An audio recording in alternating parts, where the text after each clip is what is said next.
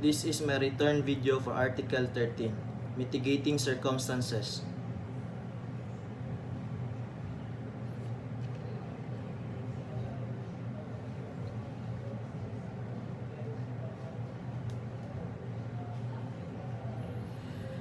Article 13, Mitigating Circumstances.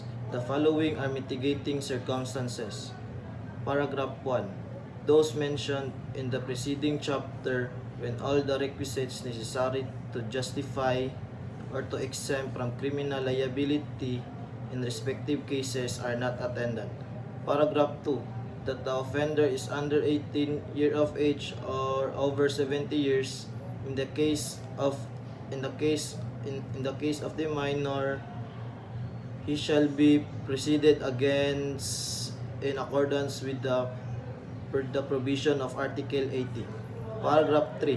That the offender had no intention to commit so grave a wrong as that committed. Paragraph 4. That sufficient provocation or threat on the part of the offended party immediately preceded the act. Paragraph 5. That the act was committed in the immediate vindication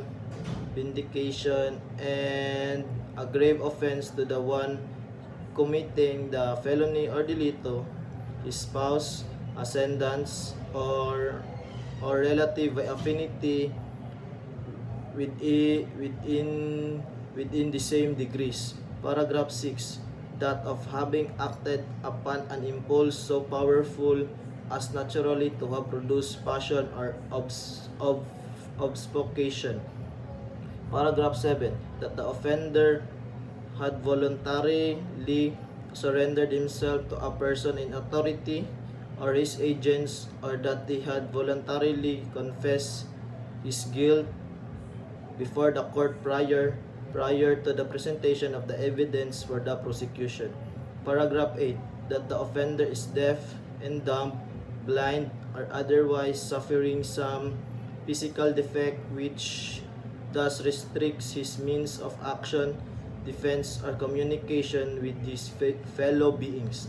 Paragraph 9. Such illness of the offender as would diminish the exercise of the willpower of the offender without, however, depriving him of the consciousness of his acts. Paragraph 10. And finally, any other circumstances of a similar nature and